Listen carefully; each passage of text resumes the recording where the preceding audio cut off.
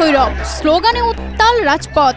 এই দাবি পূরণ না হলে রক্তের বন্যায় ভাসিয়ে দেওয়ার হুমকি ভৈরববাসীর। ভৈরবকে জেলা ঘোষণার দাবিতে রেলপথ অবরোধ করে বিক্ষোভে ফেটে পড়েছে ভৈরববাসী। 27 অক্টোবর সোমবার সকাল 10টা থেকে 12টা পর্যন্ত ভৈরব রেলওয়ে জংশনে টানা 2 ঘন্টার এই কর্মসূচি চলে। 2009 সাল থেকে আমাদের দাবি শুরু হয়েছে, যদি এই ব্লকেট কর্মসূচির বিনিময়ে সরকার আমাদেরকে জেলা না দেয়, আমরা রক্তের বন্যা ভাসিয়ে দিব।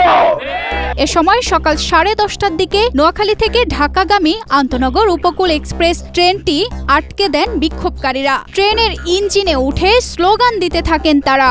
ভৈরবের দীর্ঘদিনের দাবি, এটিকে জেলা ঘোষণা করতে হবে।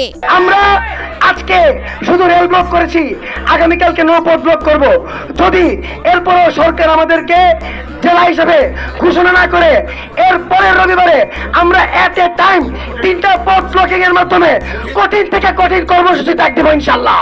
যারা বাংলাদেশের বিভিন্ন জায়গায় আছে, বিশেষ করে ঢাকাতে, তাদেরকে জমায়েত করে ঢাকাও আমরা ডিপোরা জমায়েত করব। তাই আজকের যে আন্দোলন, আজকের আন্দোলনের যোগ্যতা আছে। ভৈরব অর্থনৈতিকভাবে গুরুত্বপূর্ণ এলাকা। প্রশাসনিকভাবে জেলা ঘোষণা না করা হলে আরো বৃহত্তর আন্দোলনে যাবে বলে জানিয়েছেন ভৈরব পৌর বিএনপির সভাপতি। তোমার বাড়ি কোথায়? ভৈরব। বললাম কিশোরগঞ্জ বাড়ি হয়ে ভৈরব বলে কেন? বলে কিশোরগঞ্জ চিনে না, ভৈরবকে চিনে। সেই ভৈরব বাংলাদেশের মানচিত্রে আমাদের ভৈরবকে আজকে তারা জেলা করতে চায় না। সেই হিসাবে আমি বলবো, আমরা চাই এই আন্দোলন কিন্তু মানা যাবে না।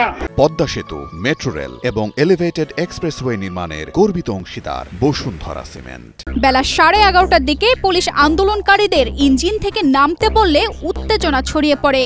এক পর্যায়ে ট্রেনটিতে শুরু হয় পাথর নিক্ষেপ। পরিস্থিতি কিছুটা নিয়ন্ত্রণের বাইরে চলে গেলে পুলিশ পিছু হেঁটে যায়। পরে আন্দোলনের নেতারা এগিয়ে এসে পরিস্থিতি শান্ত করেন। কর্মসূচির সময় বিভিন্ন ট্রেন স্টেশনে আটকে পড়ে। যাত্রীদের পড়তে হয় চরম ভোগান্তিতে। গণতান্ত্রিক দেশে দাবি নিয়ে একটা আন্দোলন করছিলাম আমরা,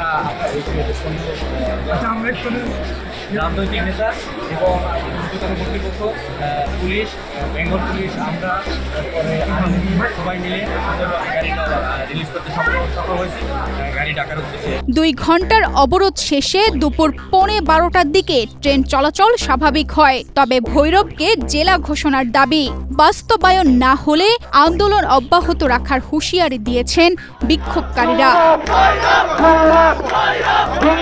তানজিদা রহমান, ইনায়া, বাংলাদেশ প্রতিদিন।